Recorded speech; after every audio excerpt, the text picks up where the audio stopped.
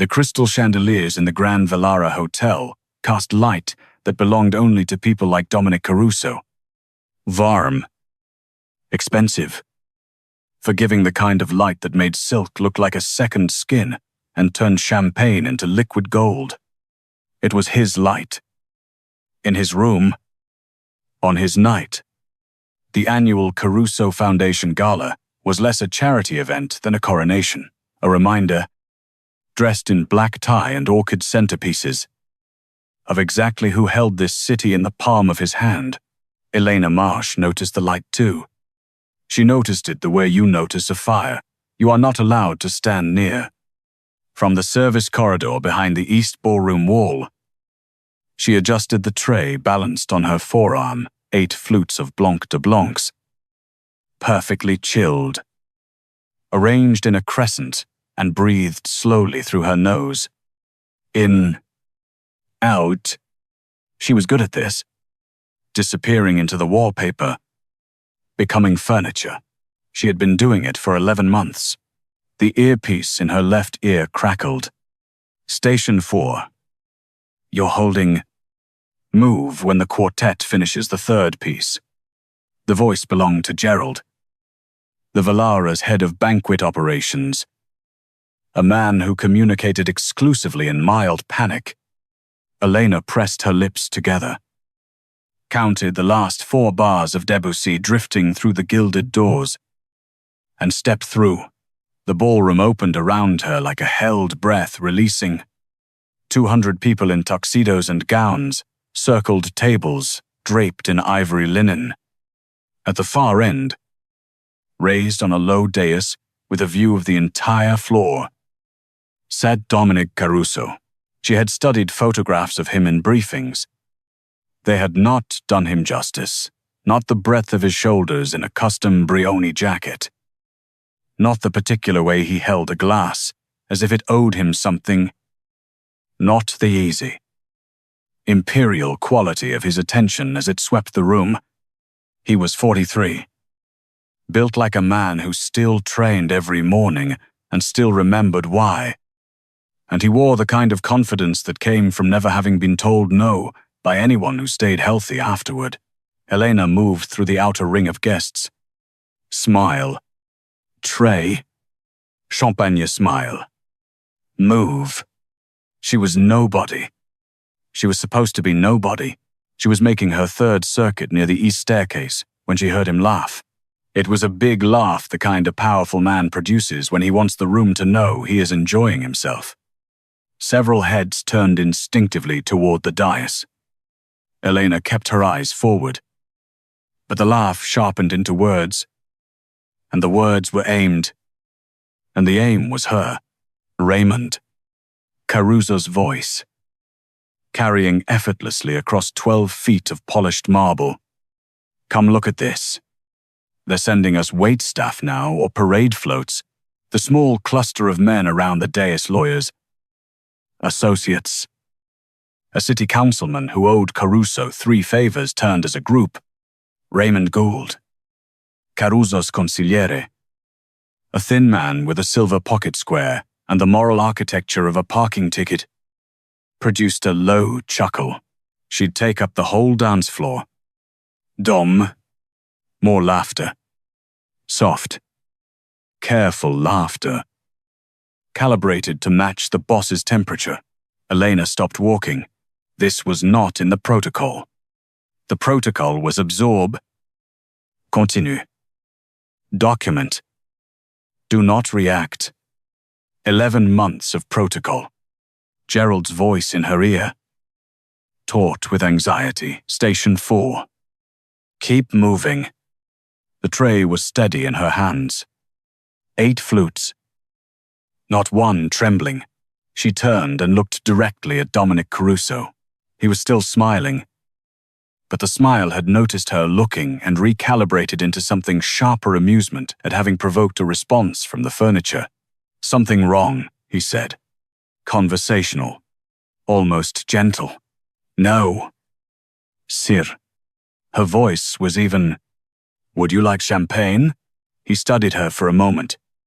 200 people had quietly oriented themselves toward this exchange, the way iron filings orient toward a magnet. "Sure," he said. "Come on up." She walked to the dais. She set a flute in front of him with the precision of someone who had served heads of state and 2 sitting federal judges and 1 man who was currently in witness protection. And she did it without spilling a single drop. And she turned and walked back into the crowd. And Gerald said "good girl" in her ear. And she hated him mildly for it. Behind her, she heard Caruso tell Raymond, "She's got nerve." I'll give her that. She filed that away with everything else. Her name, on the Velara's staff roster, was Elena Marsh. Her social security number was real scrubbed. Rebuilt. Papered over a previous identity the way you paper over a crack in a wall that goes all the way to the foundation. Her references checked out because the people who had written them were professionals. Her real name was Elena Voss. She was 38 years old, and she had spent the previous 9 years as a special investigator with the Financial Crimes Enforcement Network, which was a division of the United States Department of the Treasury, which was a branch of the federal government that Dominic Caruso had been stealing from methodically, creatively, and across 4 states since he was 26 years old.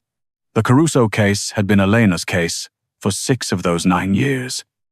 She had followed the money through 17 shell companies, 4 offshore accounts in jurisdictions that technically didn't have to cooperate and did anyway, a construction company in Newark, a restaurant group in South Boston, and a very sophisticated laundry cycle that ran clean through a legitimate art-dealing operation based in Scottsdale, Arizona.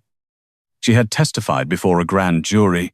She had built a case that 3 different prosecutors had called the most comprehensive financial conspiracy brief they had ever seen. And then, 14 months ago, the case had been compromised, not by Caruso or not directly, by a man named Peter Salt, a treasury analyst 2 rungs above Eleanor, who had been on Caruso's payroll for 2 years before anyone noticed the Porsche. Salt had burned 3 witnesses, flagged 2 undercover identities, and handed over approximately 80% of Elena's operational file before the internal investigation caught him. He was now cooperating with prosecutors from a federal holding facility in New Jersey. But the damage had been total. The case had collapsed. Witnesses refused to re-engage. The prosecutors had reassembled what they could and concluded they were 7 to 8 months away from having anything near trial-ready again. Elena had gone to her supervisor, Assistant Director Clive Hartman, and told him she wanted back in. Hartman had told her that was impossible. Her face was burned. Caruso's people would recognize her. Eleanor had told Hartman not if she was in the room every week for a year before anyone decided she mattered. There was a long silence in Hartman's office. "You want to go undercover," he said, "as a server at the hotel where Caruso holds his events. He has 7 recurring events there per year," Elena said. 3 board dinners, 2 galas, the foundation luncheon, and his daughter's birthday party in October. He's comfortable there. He talks there. Eleanor, I'll get him talking about the Scottsdale operation. Salt never fully compromised that thread. If I can get proximate audio in an unmonitored social environment, what you're describing takes a year minimum. I have time, Elena said. And because Hartman had been her supervisor for 6 years and understood what she was not saying, he had eventually agreed. The Velara assigned her to banquet service. She was excellent at it, organized, efficient, invisible. Gerald trusted her within 3 months. By month 6, she had primary station access to any event in the Grand Ballroom. She learned the names of Caruso's associates, the seating configurations he preferred, the brand of cognac His attorney ordered when he was anxious, and the brand he ordered when things were going well. She learned that Raymond Gould had a tell he touched his left cufflink when he was lying, and that the city councilman, whose name was Aldrich Price, drank 3 fingers of bourbon before every conversation with Caruso, and exactly 1 finger after. She built a map, not on paper in her head, where no one could burn it. The gala was the 7th event, the last one she needed. In the weeks prior, through a carefully timed sequence of overheard conversations, opportunistic positioning, and one crystalline moment when Caruso's estate attorney had ordered a 3rd glass of Pinot Gris and begun explaining the Scottsdale refinancing structure to a woman he was trying to impress. Elena had collected what Hartman's team, reviewing her nightly encrypted reports, called a substantial and likely prosecutable evidentiary thread. They needed one more piece, Caruso's own voice, confirming his awareness of the Scottsdale account's function. His attorney had given them the mechanism. They needed the man himself to give them the admission. That night, the night of the gala, Elena had expected to gather that piece quietly.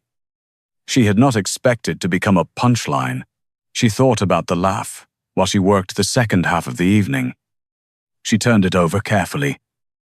Not with anger. Anger was a luxury that compromised your footing, but with analysis. Caruso had noticed her, which was a variable she had to account for. He had noticed her in the way powerful men noticed things that amused or irritated them, which meant he had categorized her, which meant he was unlikely to look twice at her for the rest of the evening. Which was, she allowed herself to think, not the worst outcome, but she had looked back at him. That was the part she replayed. She had looked back because the laugh had hit something in her that 11 months of practiced invisibility had buried, something old and stubborn and not entirely professional. The part of her that had spent 6 years building a case against this man and had watched it get set on fire by a compromised analyst, and had then spent 11 more months starting over from scratch, one canapé tray at a time, for the same man who was now laughing at her in his rented ballroom. She had looked back. It had been a mistake, or it had been a choice, and she was still deciding which. At 9:47 p.m., Raymond Gould made his way to the bar near the East Corridor Elena's station and ordered a club soda. He touched his left cufflink. He was alone. Elena moved into range. "Mr. Gould." She kept her voice neutral. "Can I get you anything else?"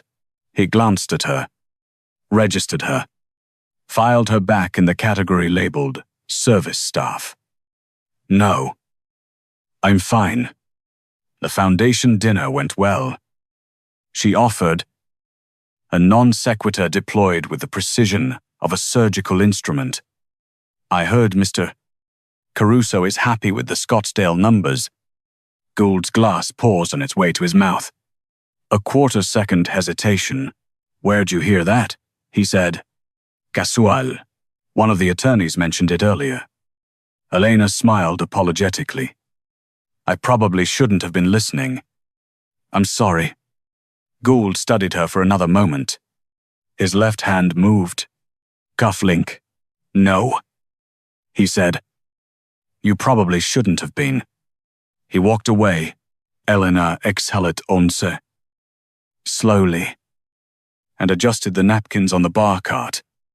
In her left ear, so faint that the 2 guests nearest her couldn't have heard it over the quartet, came Hartman's voice.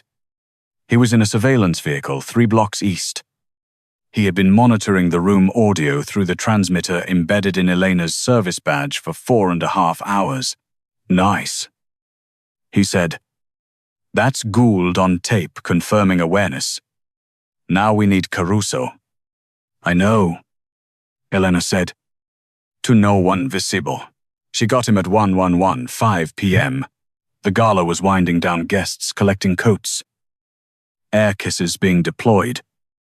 The efficient sadness of events ending Caruso had descended from the dais and was making his rounds, a ritual that Elena had observed at 4 previous events, and which followed a consistent pattern east wing, greeting the mid-tier donors, then south, where his legal team clustered, then a brief stop at the bar for a final cognac, then the private exit through the service corridor. The service corridor was Elena's territory. She was stationed at the corridor entrance with a final tray chocolate truffles.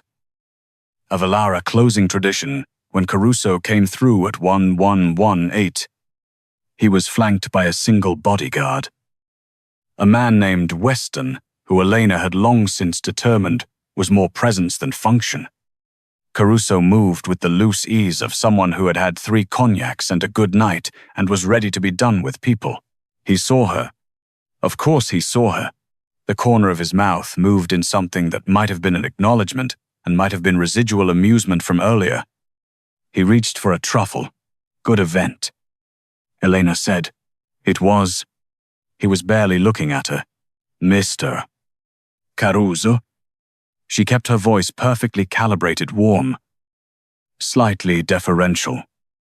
The tone of someone who has spent a year perfecting warmth and deference as a performance. I couldn't help overhearing earlier, Mr. Gould mentioned the Scottsdale refinancing closed ahead of schedule. Congratulations. Caruso paused. He looked at her, then really looked, for the first time all night, with the attention he'd only briefly applied during the joke, but sharper now. His eyes moved over her face with the deliberateness of a man who had survived 43 years in his industry by noticing things you hear a lot. He said, occupational hazard. She smiled apologetically. I'll pretend I didn't. He was quiet for a moment. Then the Scottsdale account. Not a question. Thoughtful. Almost. Yeah. It closed. Ahead of the quarter. And then. Because powerful men in good moods sometimes say things they wouldn't say sober or alone.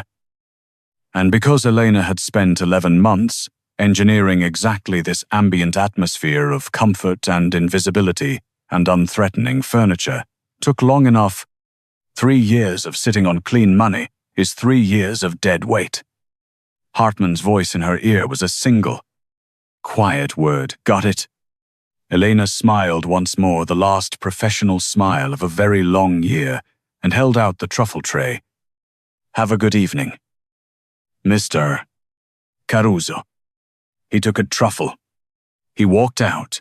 The arrest happened on a Thursday. 41 days later. At 6:20 inches the morning. At Caruso's primary residence in the Dunmore Heights neighborhood of the city. Elena was not present by that point. She was 3 time zones away. In a Treasury field office in Denver. Finalizing the evidentiary package with the assistant United States attorney assigned to the case. A meticulous woman named Sasha Drummond, who had prosecuted 4 organized crime cases and never lost one. The arrest made the news by 8 a.m. By noon, Caruso's attorney had issued a statement calling the charges politically motivated and factually baseless. By 4 p.m., Raymond Gould had retained separate counsel, which the legal commentators on the evening news described as a significant signal. Aldrich Price, the city councilman, did not issue a statement. His office said he was unavailable. Elena watched the coverage from a hotel room in Denver. She ate a turkey sandwich and drank bad coffee and felt the particular quiet that settles in when something you have been carrying for a very long time is finally, carefully, put down. She thought about the ballroom. She thought about the chandeliers and the champagne and the way 200 people had watched a man with 40 million in laundered art money make a joke about a woman carrying a tray. She thought about the moment she had turned and looked at him, the decision she still hadn't fully classified, and she thought that maybe it hadn't been a mistake, after all. Maybe it had been the opposite, the only entirely unperformed moment of 11 months.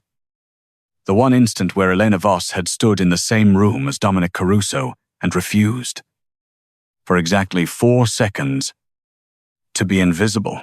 He had not recognized her then. He would recognize her in court. The trial began on a Tuesday in late October.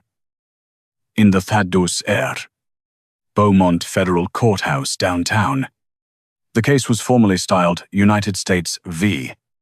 Caruso et al., which was a dry and procedural name for something that had consumed nearly a decade of one woman's professional life and the better part of 6 years' worth of federal resources. The charges were extensive wire fraud, money laundering, conspiracy, and tax evasion across a combined financial exposure of approximately $34 million. Elena testified on the 4th day. She walked into the courtroom in a charcoal blazer and low heels. Her hair pulled back the same way she'd worn it in the ballroom because the continuity was tactical. Because she wanted him to see the through line. She was sworn in. She stated her name, Herr Titel, her credentials. She described the investigation in the precise, organized language of someone who had spent 6 years building a case designed to be understood by 12 people who had not been thinking about it for 6 years.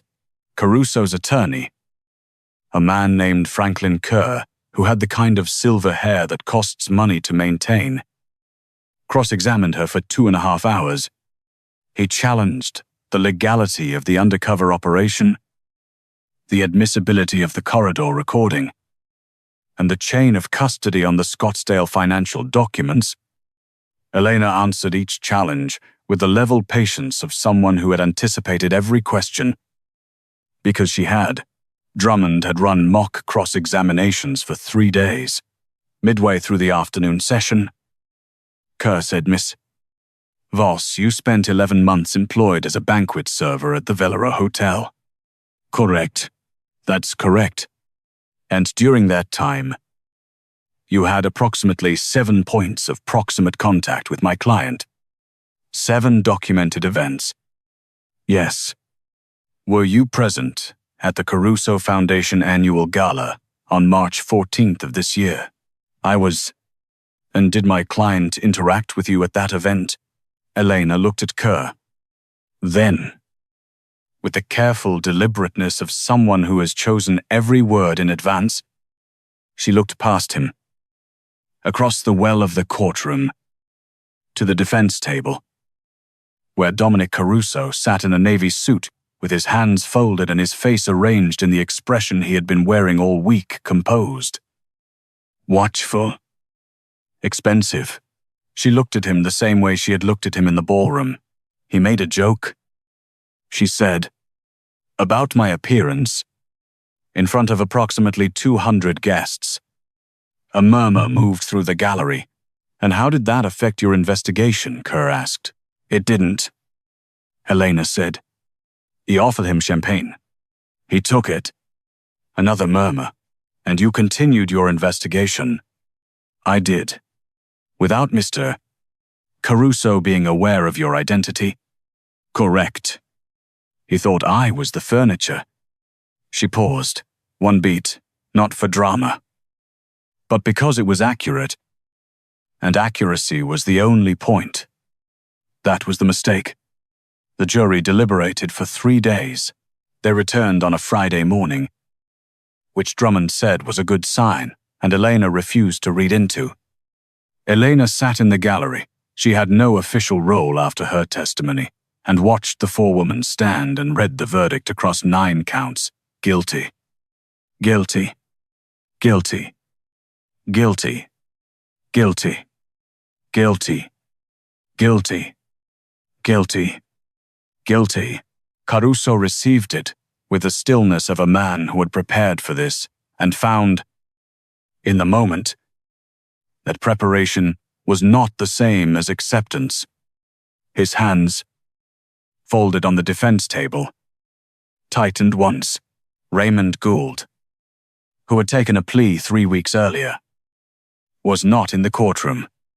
Aldrich Price's trial was scheduled for the following spring. The art-dealing operation in Scottsdale had been shuttered by the IRS in September. The two principals were cooperating. Elena sat and breathed, and let the forewoman finish. Afterward, in the marble corridor outside the courtroom, Drummond found her. 9 for 9. The prosecutor said, 6 years of work. Held up. Every count. It was a Laven. Eleanor said, if you count the undercover. Drummond smiled. Buy you a coffee. Yes. Eleanor said, somewhere that isn't a hotel. They walked out through the courthouse's main entrance, into an October afternoon that was bright and cold and smelled like fallen leaves and the faint metallic edge of rain. Elena paused on the top step just for a moment and looked out at the city. The same city. The same streets where Caruso's money had moved in circles for 17 years. Through accounts and shell companies and the kind of patient, invisible architecture that is only visible when someone cares enough to look. She had cared enough. For a very long time. And in more configurations than anyone outside a small Treasury field office had known. She thought again about the ballroom, she probably always would, and about the specific absurdity of the thing that a man who had employed 17 lawyers, 4 financial fixers, and a corrupt Treasury analyst had ultimately been undone by a woman he had publicly dismissed as not worth dancing with.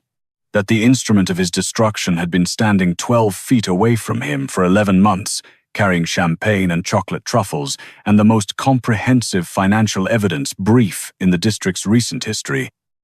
That the last piece, his own voice, on tape, in an unmonitored service corridor had been delivered because he had found her funny. She had looked back at him. In the ballroom, she had decided, finally, that it had been a choice. It had been the right one. The wind moved through the courthouse steps. Elena buttoned her jacket and walked down into the city that no longer belonged to Dominic Caruso. And did not look back